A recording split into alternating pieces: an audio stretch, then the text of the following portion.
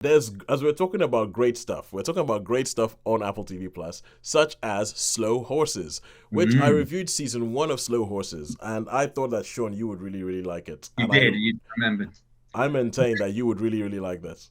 The thing is, Toes, there is so much, isn't there? There There is is just so it's much. a plethora of There stuff. is, People say you should see this, you should see that, you should. I've still not seen Chernobyl, and yet so many people have told me how yeah. good it is, and I've not seen it. And half the things that some of the guys have reviewed, I haven't seen. Yeah, It's just too much, I haven't really. finished. I haven't finished seeing The Last of Us.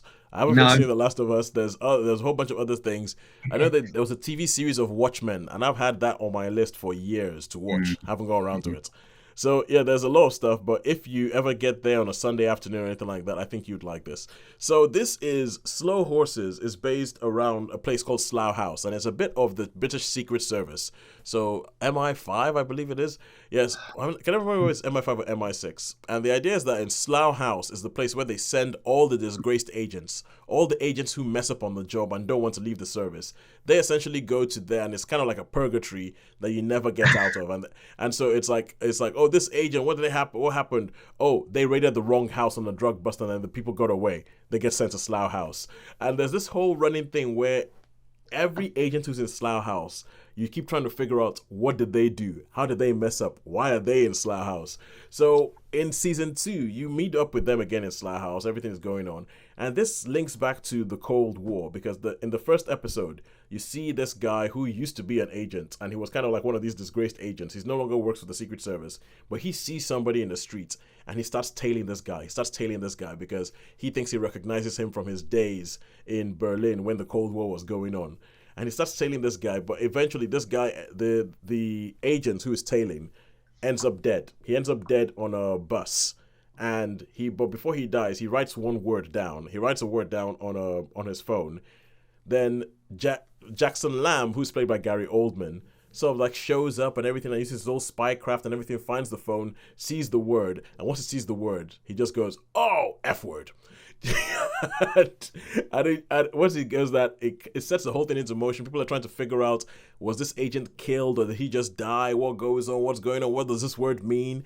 And it kicks off this sort of like, the good thing Slow Horses does is like it's a paranoid thriller where you don't really know who to trust, what you're going to do. And one thing they do in this season is that almost everybody in Slough House gets spread to different places. So you have the River Cartwright, who is played by Jack Lowden. He ends up in the Cotswolds trying to track down Russian former KGB agents, and yeah, you have Jackson Lamb is down in London doing his whole thing, being disgusting while being really really good. Like his whole thing is that he looks like a schlub. He looks like he doesn't iron his shirt. He looks like he's never had a bath or anything like that.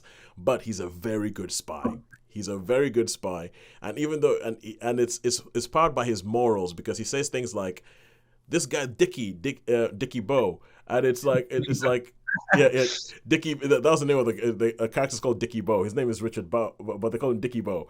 And he's like, what? It's like, what about Dickie Bow? It's like, no, I didn't like him. I didn't like Dickie Bow at all. But he was one of my Joes, and somebody killed him, and therefore, and I think the world that it builds is believable, but it's also fun because and you can see that Gary Oldman is just having the time of his life. He is loving playing this character. He gets to be irascible. He gets to be mean. He gets to not care about anybody. And it's a really good performance. Kristen Scott Thomas shows up again as the head of Lady Di, the head of MI5, and I just thought it was really really good. So I think if you want sort of like a spy thriller, there's only about 8 episodes. I think was it six, either 6 or 8 episodes. And how long are they, Toast? How long are the episodes? They're 45 about an minutes? hour. They're about About yeah, an hour, yeah. about an And hour. I mean, do you empathise with the characters, or I mean, is it Yes, you you do. do? Yeah. Yes, you Oh, do. I mean, especially I think in season one, there's a real thing where you empathize with all these guys of how they ended up in Slough House because some of them you think it wasn't fair that they ended up in Slough House. yes. And between season one and season two, there's more people, there's new characters who shown up in Slough House, and the way that they all sort of work and all that. And you have Roddy, who is like the computer guy, but he's just an absolute Geek. fill in the blank. No, not geek. He's a horrible, horrible person, and it's the way different people and the way the characters bounce off each other is actually really, really good. The way they bounce off each other is really good, and they have some storylines that carry on from season one into season two, where you find out a little bit more about it. But each season is sort of standalone, where you can because it's based on a book, or each one of them is based on a book, and you can read them, you can watch them without having to watch anything else. And And is there much in the way of action? they I have mean, some like, action set pieces oh, right, there, okay. but this is not really about the action. When it has action set pieces, it goes for it. But these is not really about the action. It's more about the spy craft, and it's more about the figuring Right. out. And it's more about the how do we actually go about this, and then get into the mentality of who would be a spy and it's quite good. It's quite good. And Sean, if this might sell it to you, this might be the final thing that sells it to you. The theme tune, the theme tune is sung by Mick Jagger. Oh, That might do it. That might not do it. I don't know. But Slow no, Horses. is it? Yeah. Well, there was a movie, the Tinker Tailor Soldier Spy one with Gary Oldman. Is Yes, it in Tinker. that sort of vein? Is it?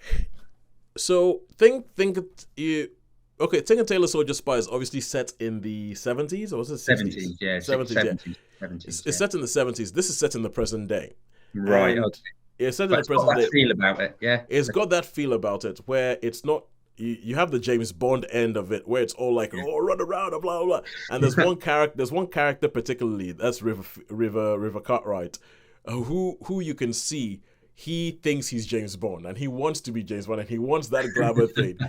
And they keep drawing this parallel between they call it what do they call it? It's like the Yard or something like that, or the I can't remember what they call it, but they refer to the main office or the MI5 office as the something.